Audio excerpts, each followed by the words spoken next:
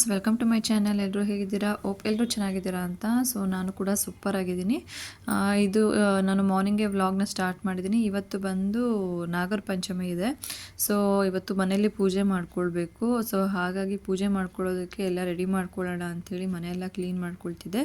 ಹಾಗೆ ನರೇಶ್ಗೆ ಬ್ರೇಕ್ಫಾಸ್ಟ್ ಕೂಡ ಮಾಡಬೇಕು. ಅವ್ರಿಗೆ ಡ್ಯೂಟಿ ಇದೆ. ಸೊ ಅವ್ರಿಗೆ ಬ್ರೇಕ್ಫಾಸ್ಟ್ ಮಾಡಿ ನಾನು ಮುಂದಿನ ಕೆಲಸಗಳನ್ನ ಮಾಡ್ಕೊಳ್ಬೇಕು. ಇವತ್ತು ಬ್ರೇಕ್ಫಾಸ್ಟ್ಗೆ ಬಂದ್ಬಿಟ್ಟು ಪೂರಿ ಮತ್ತು ಟೊಮೆಟೊ ಕುರ್ಮಾ ಮಾಡೋಣ ಅಂತ ಅಂದ್ಕೊಂಡಿದ್ದೀನಿ. ಲಾಸ್ಟ್ ಟೈಮ್ ಊರಿಂದ ಟೊಮೆಟೊಗಳನ್ನ ತಂದಿದ್ವಿ, ಅದು ಫುಲ್ ಹಣ್ಣಾಗಿಬಿಟ್ಟಿದೆ, ವೇಸ್ಟ್ ಆಗುತ್ತೆ ಅಂತೇಳಿ ಕುರ್ಮಾ ಮಾಡ್ಕೊಳ್ಳೋಣ ಅಂತ ಅಂದ್ಕೊಂಡಿದ್ದೀನಿ. ಈಗ ಕುರ್ಮಾಗೆ ಬಂದುಬಿಟ್ಟು ಮಿಕ್ಸಿ ಜಾರ್ಗೆ ಸ್ವಲ್ಪ ತೆಂಗಿನಕಾಯಿ ತುರಿನ ಹಾಕ್ಕೊಂಡಿದ್ದೀನಿ. ತೆಂಗಿನಕಾಯಿ ತುರಿ ಹಾಕ್ಕೊಂಡ್ಮೇಲೆ ಸೋಂಪು 1 ಸ್ಪೂನು ಮತ್ತು 1 ಸ್ಪೂನು ಇದು ಗಸಗಸೆ ಹಾಕ್ಕೊಂಡಿದ್ದೀನಿ. ಮತ್ತು ಒಂದು ಪಲಾವ್ಗೆ ಹಾಕ್ತಾರಲ್ಲ ಹೂವು, ಆ ಥರದ್ದು ಒಂದು, ಮತ್ತು ಸ್ವಲ್ಪ ಒಂದು 2 ಸ್ಪೂನಷ್ಟು ಪೀನಟ್ಸ್ನ ಹಾಕ್ಕೊಂಡಿದ್ದೀನಿ. ಕಡಲೆಕಾಯಿ ಬೀಜನ ಹುರಿದು ಹಾಕ್ಕೊಂಡಿದ್ದೀನಿ. ಇನ್ನು 2 ಟೊಮೊಟೊನ ಕಟ್ ಮಾಡಿ ಹಾಕ್ಕೊಂಡಿದ್ದೀನಿ. ನಾನಿಲ್ಲಿ ತೊಗೊಂಡಿರೋದು ನಾಟಿ ಟೊಮೊಟೊ. ನೀವು ಫಾರಮ್ ಟೊಮೊಟೊ ತೊಗೊಂಡ್ರೆ ಚೆನ್ನಾಗಿರುತ್ತೆ, ಯಾಕಂದರೆ ನಾಟಿ ಹಾಕಿದ್ರೆ ಸ್ವಲ್ಪ ಹುಳಿ ಬರುತ್ತೆ. ಫಾರಮ್ ಹಾಕ್ಕೊಳ್ಳಿ, ಚೆನ್ನಾಗಿರುತ್ತೆ. ಸೊ ಅದನ್ನು ಈ ಥರ ಗ್ರೈಂಡ್ ಮಾಡಿ ಇಟ್ಕೊಳ್ಬೇಕು.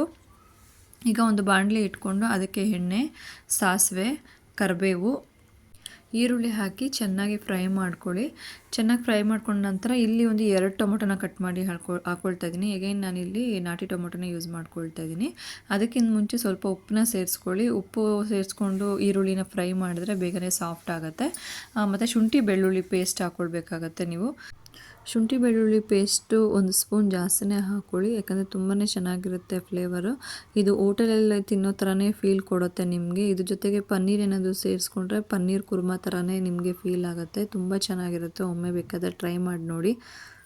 ನಾವು ಹಾಕ್ಕೊಂಡಿರುವಂತಹ ಟೊಮೊಟೊ ಚೆನ್ನಾಗಿ ಸಾಫ್ಟಾಗಿ ಬೆಂದ ನಂತರ ನಾವು ಗ್ರೈಂಡ್ ಮಾಡ್ಕೊಂಡಿದ್ವಲ್ಲ ಮಸಾಲೆ, ಸೊ ಆ ಮಸಾಲೆನ ಸೇರಿಸ್ಕೊಳ್ಳಿ. ಇವಾಗ ಆ ಮಸಾಲೆನ ಚೆನ್ನಾಗಿ ಬೇಯಿಸ್ಕೊಂಡ ನಂತರ ಬೇಕೋ ಅಷ್ಟು ನೋಡಿಕೊಂಡು 1 ಸ್ಪೂನ್ ಚಿಲ್ಲಿ ಪೌಡ್ರು, 1 ಸ್ಪೂನ್ ಧನಿಯಾ ಪುಡಿ, ಸ್ವಲ್ಪ ಅರಿಶಿನ ಮತ್ತು 1 ಸ್ಪೂನ್ ಗರಂ ಮಸಾಲನ ಸೇರಿಸ್ಕೊಂಡು ಮಿಕ್ಸ್ ಕೊಡಿ. ಚೆನ್ನಾಗಿ ಮಿಕ್ಸ್ ಕೊಟ್ಟು ಆದಮೇಲೆ ನಿಮಗೆ ಎಷ್ಟು ನೀರು ಬೇಕೋ ಅಷ್ಟು ನೀರು ಹಾಕ್ಕೊಳ್ಳಿ. ನಿಮಗೆ ತಿಕ್ನೆಸ್ ಎಷ್ಟು ಬೇಕೋ ನೋಡಿ ಹಾಕ್ಕೊಳ್ಳಿ ಪೂರಿಗೆ.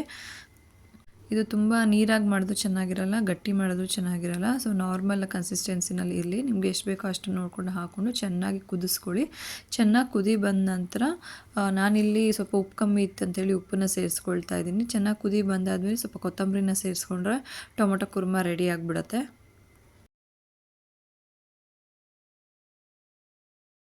ಇದು ಪೂರಿಗೆ ಮತ್ತು ಚಪಾತಿಗೆ, ಇಡ್ಲಿಗೆ ಅಥವಾ ರೊಟ್ಟಿ ಮಾಡಿದ್ರೆ ಅದಕ್ಕೆಲ್ಲನೂ ತುಂಬಾ ಚೆನ್ನಾಗಿರುತ್ತೆ. ಒಳ್ಳೆ ಕಾಂಬಿನೇಷನ್ ಅಂತಲೇ ಹೇಳ್ಬೋದು.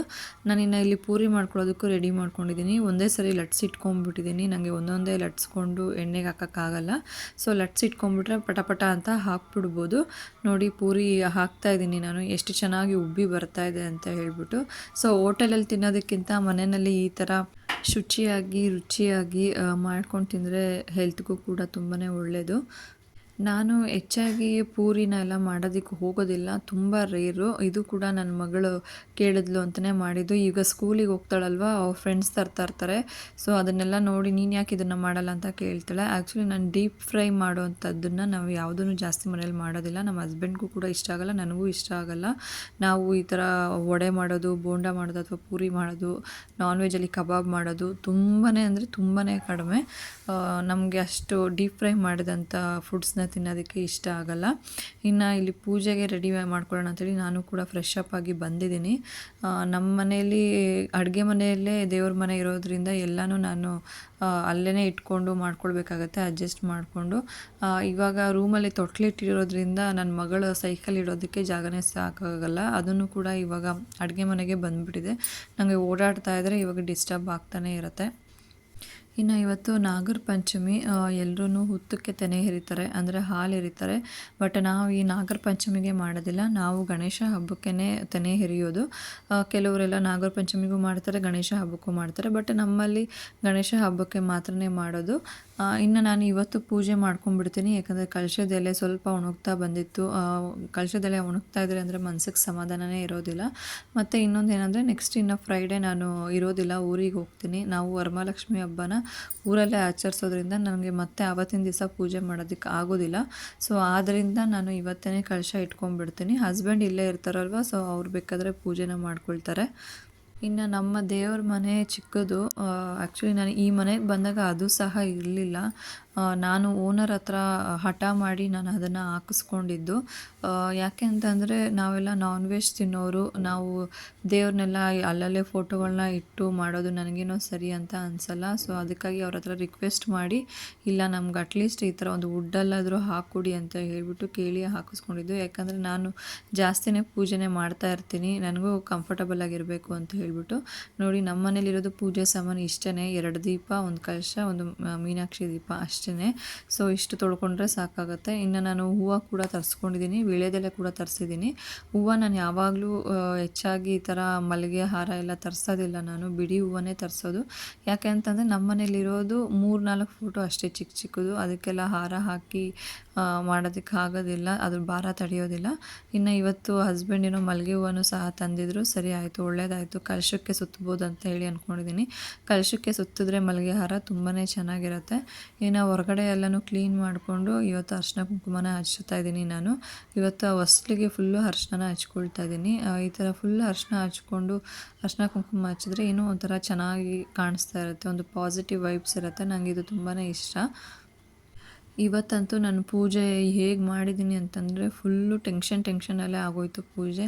ಕೆಲವೊಂದು ಸರಿ ಅನಿಸುತ್ತೆ, ನಾನು ಈ ಥರ ಟೆನ್ಷನ್ ಮಾಡಿಕೊಂಡು ಪೂಜೆ ಮಾಡೋದ್ರಿಂದ ಏನೂ ಫಲ ಇಲ್ಲ ಅಲ್ಲ ಅಂತ ಅನಿಸುತ್ತೆ.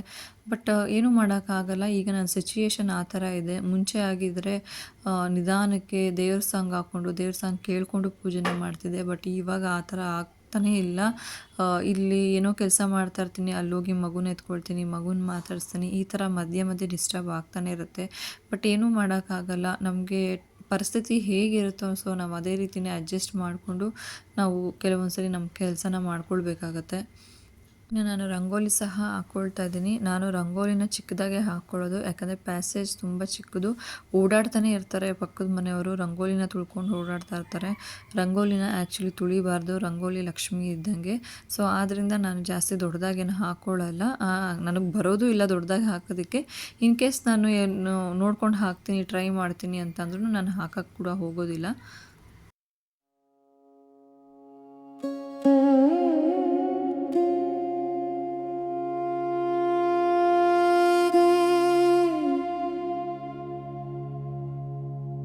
ಇನ್ನು ತುಳಸಿ ಮುಂದೆನೂ ರಂಗೋಲಿನ ಹಾಕ್ಕೊಳ್ತಾ ಇದ್ದೀನಿ. ನನಗೆ ಒಬ್ಬರು ಕೇಳಿದರು, ನಿಮ್ಮ ಮನೇಲಿ ಯಾಕೆ ನೀವು 2 ತುಳಸಿನ ಇಟ್ಕೊಂಡಿದ್ದೀರಾ, 2 ತುಳಸಿ ಪಾಟ್ ಅಂತೇಳಿ.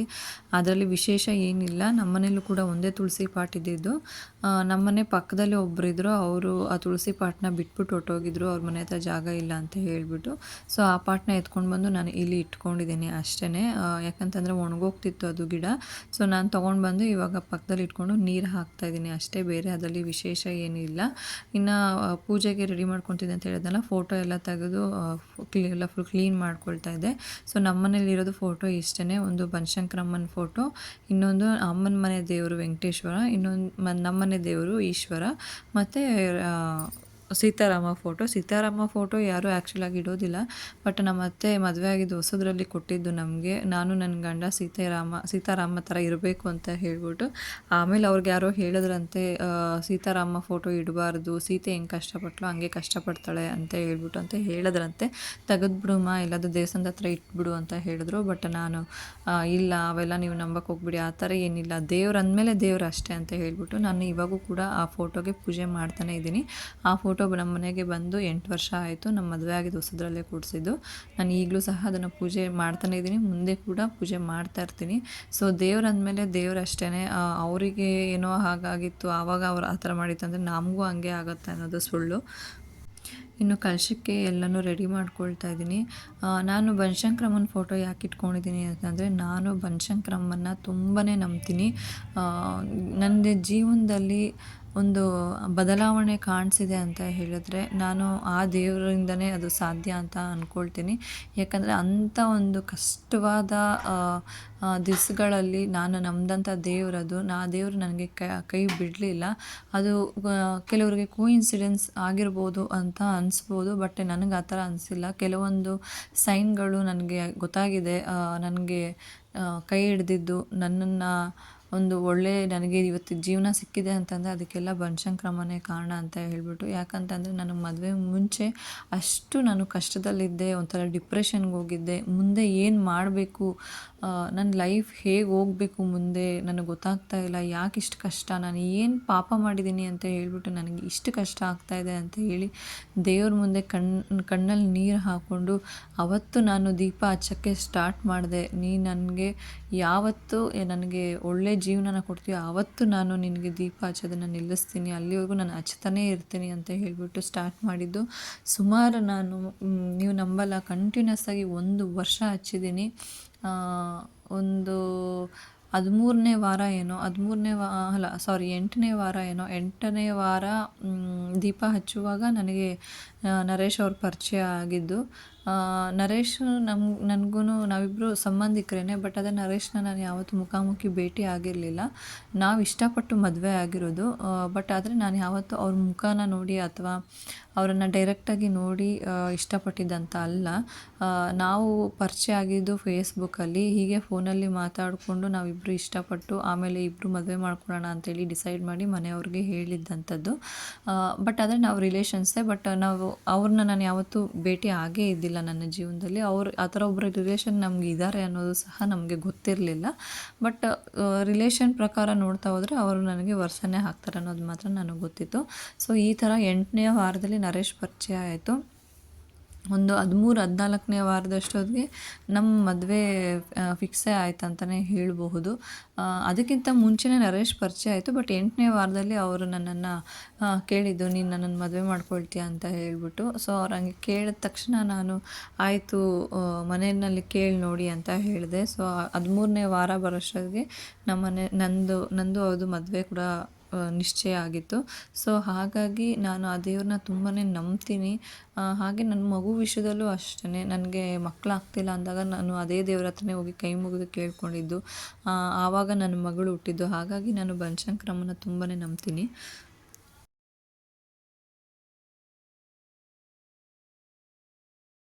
ಸೊ ಕಂಟಿನ್ಯೂಸ್ ಆಗಿ 1 ವರ್ಷ ದೀಪ ಹಚ್ಚಾದ್ಮೇಲೆ ಅಮ್ಮನವ್ರಿಗೆ ನಾನು ಮಡ್ಲಕ್ಕಿ ಕೊಟ್ಟು ನಾನು ದೀಪ ಹಚ್ಚೋದನ್ನು ನಿಲ್ಲಿಸಿದ್ದು. ಹೀಗೆ ನಾನು ಬನಶಂಕರಮ್ಮನ ತುಂಬಾ ನಂಬ್ತೀನಿ.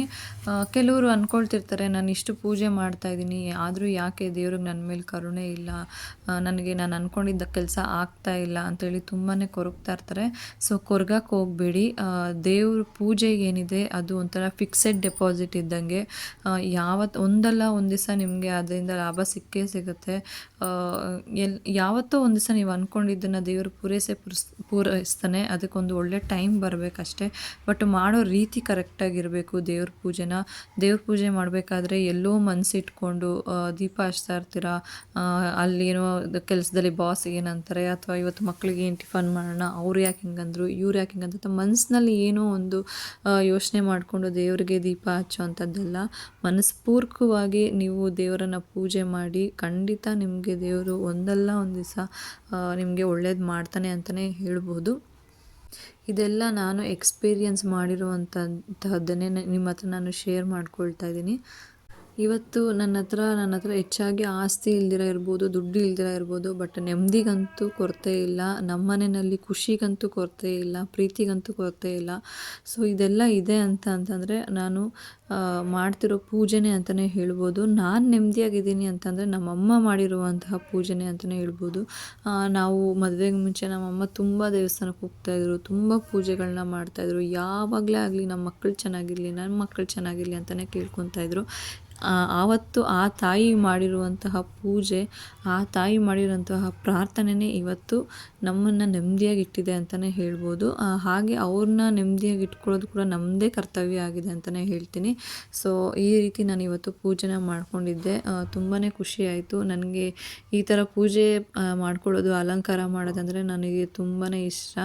ಸೊ ಯಾವ ಥರ ಪೂಜೆ ಮಾಡಿದ್ದೀನಿ ಕಮೆಂಟಲ್ಲಿ ತಿಳಿಸಿ. ತುಂಬ ಚಿಕ್ಕದಾಗಿದೆ ದೇವ್ರ ಮನೆ, ತುಂಬ ಚಿಕ್ಕ ದೇವ್ರ ಸಾಮಾನುಗಳು ಸಾಕು. ಇಷ್ಟಿದ್ರೆ ತುಂಬ ಆಡಂಬರ ಬೇಡ, ತುಂಬ ಗಿಜಿ ಮಾಡೋದು ಬೇಡ, ತುಂಬ ಅಲಂಕಾರ ಮಾಡೋದು ಬೇಡ. ಇಷ್ಟು ಮಾಡಿದ್ರೆ ಸಾಕಂತ ಅನಿಸುತ್ತೆ. ನನಗಿಷ್ಟು ಮಾಡಿದ್ರೇ ನನಗೆ ತೃಪ್ತಿ ಇದೆ.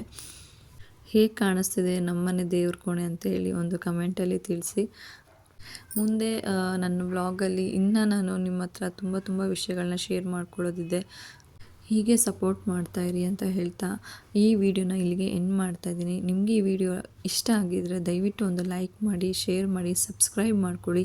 ಸಬ್ಸ್ಕ್ರೈಬ್ ಮಾಡದೆ ನೋಡಬೇಡಿ, ಹಾಗೆ ಲೈಕ್ ಕೊಡೋದು ಮರಿಬೇಡಿ. ನೀವು ಲೈಕ್ ಕೊಟ್ಟರೆ ನನ್ನ ಒಂದು ವಿಡಿಯೋ ಇನ್ನಷ್ಟು ಜನಕ್ಕೆ ರೆಕಮೆಂಡ್ ಆಗುತ್ತೆ. ಸೊ ನಾನು ಕೂಡ ಬೇಗನೆ ಬೆಳೆಯೋದಕ್ಕೆ ಪ್ರಯತ್ನ ಪಡ್ತೀನಿ. ಅದಕ್ಕೆ ನಿಮ್ಮೆಲ್ಲರ ಸಪೋರ್ಟ್ ಇರಬೇಕಂತ ಹೇಳ್ತಾ ಈ ವ್ಲಾಗ್ನ ಇಲ್ಲಿಗೆ ಎಂಡ್ ಮಾಡ್ತಾಯಿದ್ದೀನಿ. Thank you so much.